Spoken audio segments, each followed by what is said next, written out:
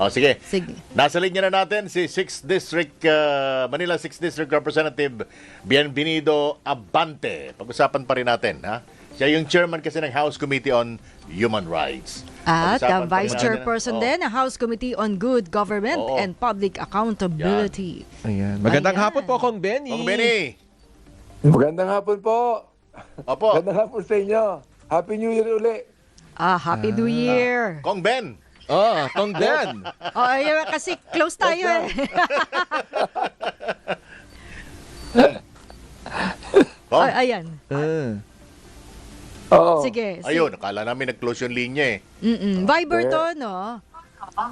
Viber. Ayan. Oo. Sige. Ayan, Kong Benny. Benny ang Yes, Benny, sir. Ben Yes, ka, ma'am. Benny ako. Maan makapagal. Eto nga ay sinasabi Man, nga man.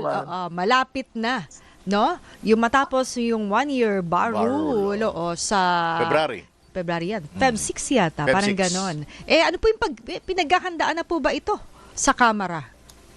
Actually, wala akong alam dyan, Maan eh. I mean, ang alam ko dyan, yung Makabayan Bloc will be the one to file the impeachment. Sila magpa-file ng impeachment.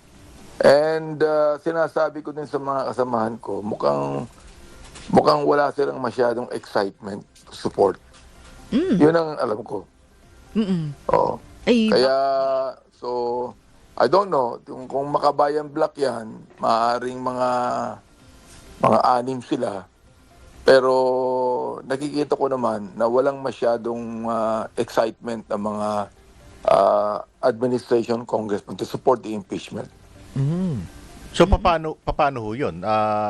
Kung hindi suportado ng mga kongresista, paano magiging kapalaran nun, Kong Benny?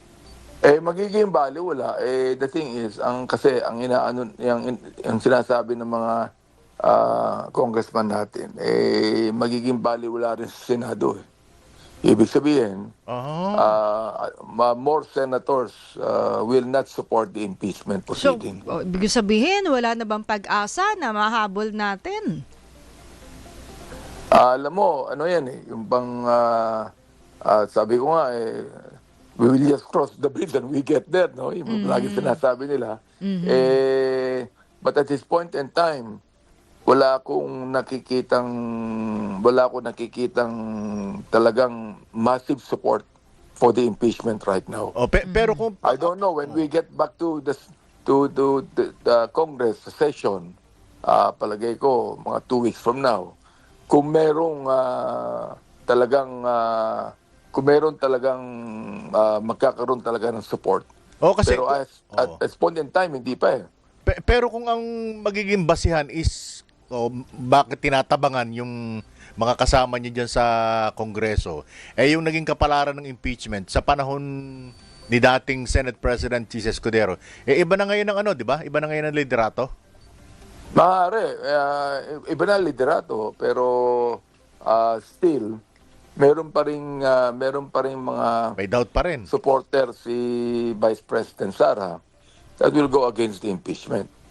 Okay. So, sabi ng mga ibang nakausap ko, anong mangyayari sa atin yan? We will just it's only an exercise of futility. Pag tinuloy natin yan, wala rin maaaring mangyari. Pero in the next 2 weeks, makikita po natin kung ano magiging kapasyahan ng mga marami natin mga congressman tungkol dyan. Kong Ben, so malilinawan in the next weeks, no? Kung Yes. Oo. Pero yun nga kasi parang ngayon pa lang ay yun nga yung pakiramdam na walang pag-asa. Pero hindi ba okay na mas kumbaga i-try pa din? Lalo't may support ng public. Oo, malaki yung support ng public diyan. Kasi hindi naman namatay yung hindi naman namatay Kong Benny, di ba yung yung We will see dahil meron yata silang one of the evidences that they will file. Kasama yung testimony ni Madriaga. Adriaga. Kasi nga hindi naman na-absuelto dun sa... Hindi naman absuelto, di ba? Dahil hindi nga medyo nagtuloy-tuloy. Medyo matindi ang testimony ni Madriaga. Medyo matindi yun eh. Kaya palagay ko, makikita rin ng ating mga kapwa congressman yan. Ako, I'm thinking kung anong magiging stand ko tungkol diyan. I really would like, ako personally speaking,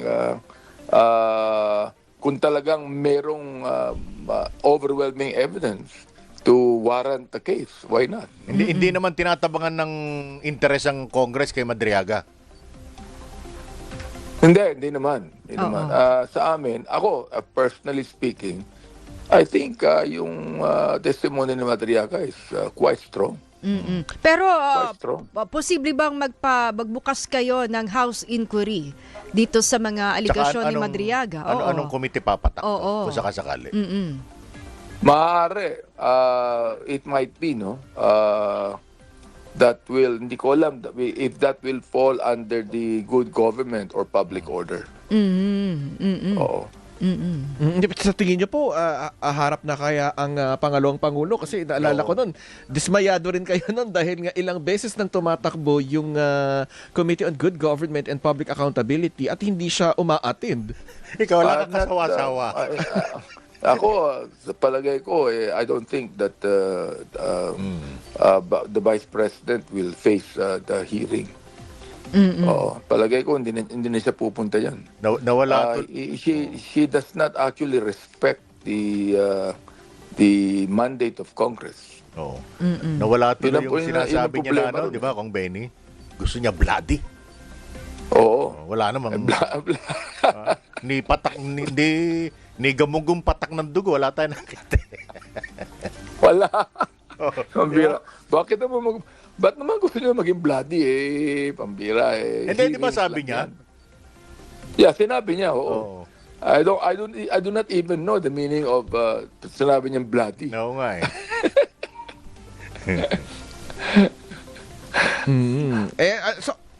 Ano? Saan tayo mapunta? Kung Benny. Oo nga. Kasi the thing is, na-overwhelm kasi ito ng mga corruption on the flood control project. Yun ang problema. So yung binabalita mo sa amin, parang tantamount to saying na wala tayong aasang impeachment this year, ganun ba?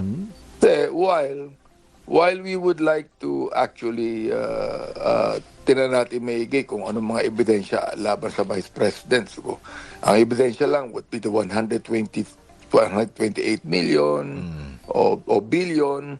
Pero bakit pinabayaan natin yung flood control projects na bilyon-bilyong ang halaga?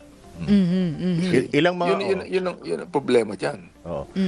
Ilang mga congressman na yung naringgan mo o nakita mo ng parang tinatabangan diyan?